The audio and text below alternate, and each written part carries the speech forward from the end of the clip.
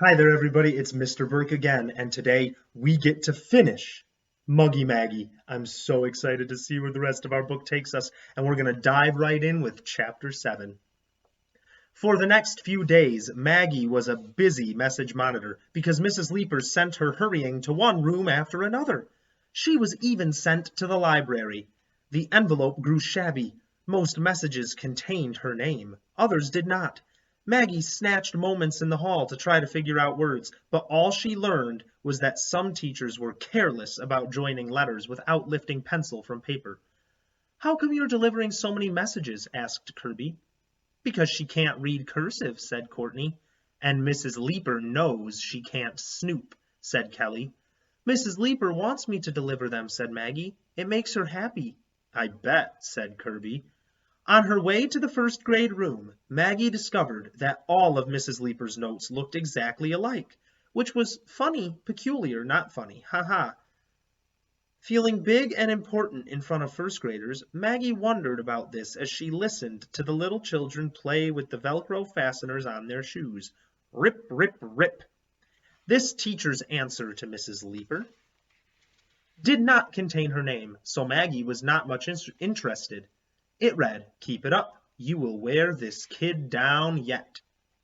So it does seem like her teacher is being tricky with these notes, trying to wear her down, trying to get her motivated to learn and write cursive. In the sixth grade room, Maggie felt as if she had shrunk because all the sixth graders stared at her while the teacher, a tall man with a ferocious beard, read the note. "There's the cootie," she heard a boy whisper. Maggie tossed her hair. The class tittered. Maggie wondered whether the boys called their teacher's beard a cootie motel. The man glanced at Maggie, grinned, and wrote a note on the back of an old spelling test. Then he crossed out his name on the ragged envelope, replaced it with Mrs. Leeper's name in one of the few spaces left. There they are. There's Maggie in the sixth grade room. And handed it to Maggie, who was grateful to escape to the hall. When she peeked, Maggie found her own name just as she had in the others, but this time she found it twice. The note read, "I once had a bright kid like Maggie who thought she couldn't read cursive. She really could when she tried, but she wouldn't. Sounds like Maggie." And there's that note right there. You, if you wanted to read this book on your own and wanted to read these notes, would have to learn how to read cursive, just like Maggie. I wonder if the author did that on purpose. Maggie, desperate to read, discovered this teacher was careless about joining letters. If she had time, maybe she could puzzle them out, but she knew that she was expected back in her own classroom. Sending someone to find her would not make Mrs. Leeper happy. Friday evening, Joanne telephoned to ask Maggie to spend the night at her house. Maggie said she couldn't. Joanne wanted to know why. Maggie said she had to help her father. "I thought he did some kind of office work," said Joanne. "He does," said Maggie, thinking fast. "I know how to use our computer." She had not lied. Not exactly. But she felt guilty. That weekend, Maggie studied every bit of cursive writing she could find. Her mother's tipping over backward grocery list, Ms. Madden's neat handwritten notes mixed in with papers her father brought home from the office. Anything. She did not try to read her father's writing. She knew it was hopeless. Maggie spent most of her time in her room with her door closed. With Kisser's nose resting on her foot and some old work papers in front of her, she frantically practiced cursive, including the difficult capitals. L, W, F. There she is, hard at work. Do you think her teacher succeeded? She seems pretty motivated to me.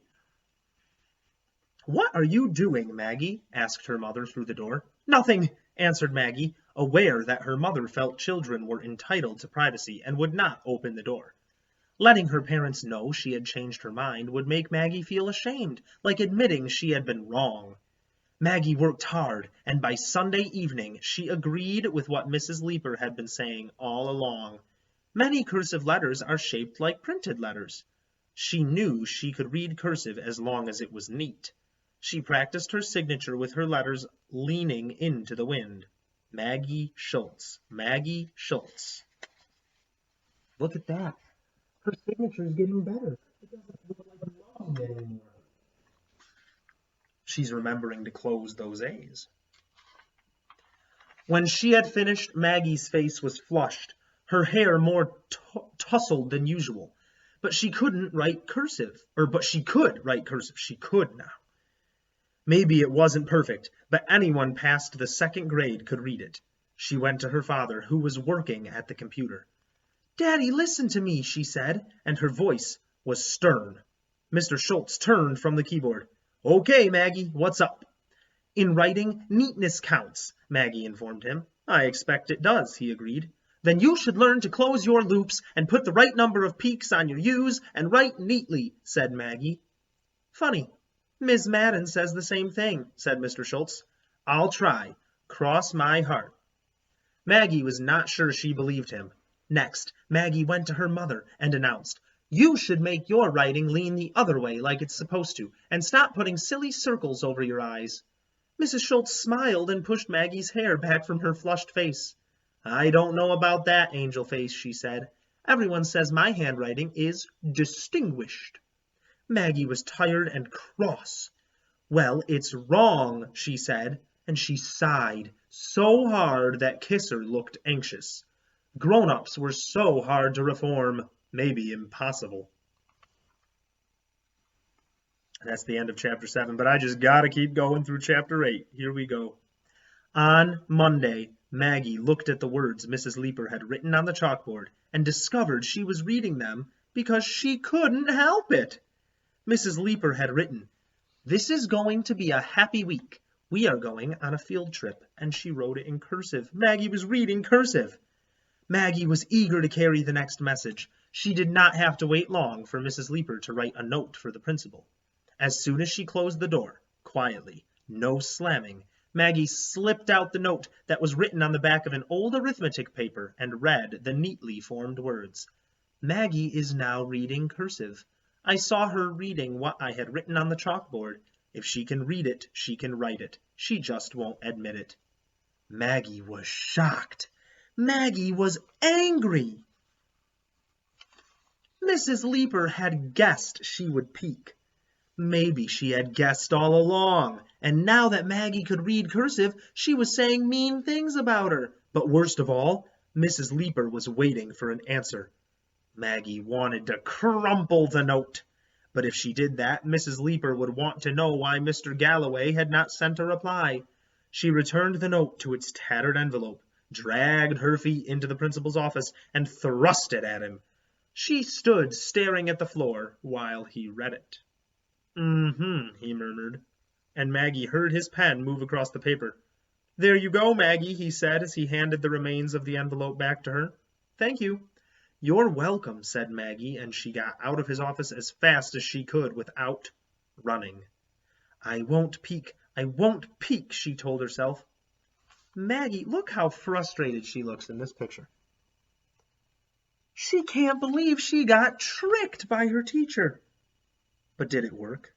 It did, and I hope Maggie realizes it. We'll see if she does. Of course, she finally had to peek.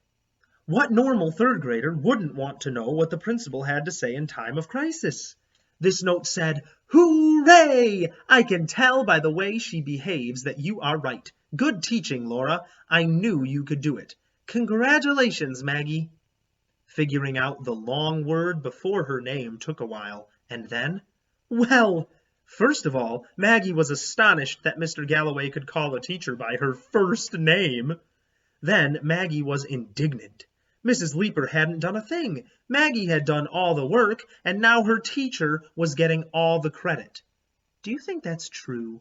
Do you think Maggie did all the work and her teacher didn't do anything? Maggie definitely practiced and did all that on her own, right?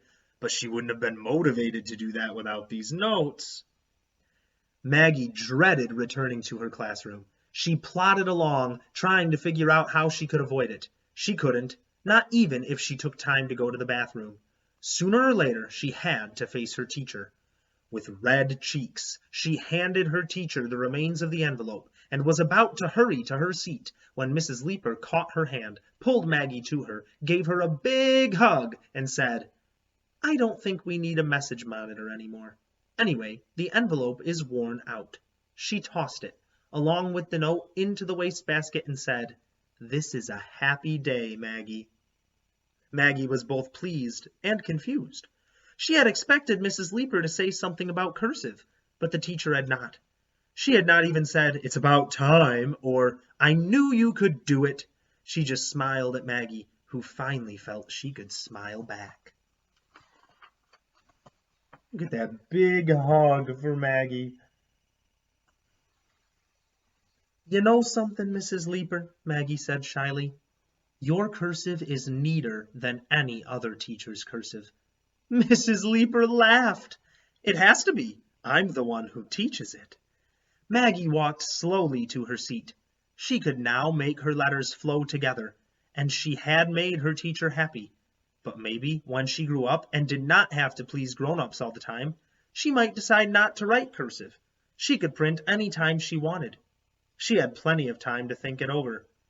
"Muggie Maggie," said Kirby, "teacher's pet." Maggie decided against pushing the table into his stomach. Instead, she sat down and wrote a note in cursive, which she shoved across the table. "You stop pushing the table into my stomach. Sincerely, Maggie." Look at how far her cursive has come, even if she did spell stomach wrong. What a fabulous book. I really enjoyed that one. It was a lot of fun. And Maggie, whether she liked it or not, learned how to write cursive. Thank you, everybody, for listening, and hopefully we can get some more chapter books soon. Have a wonderful day. Thanks.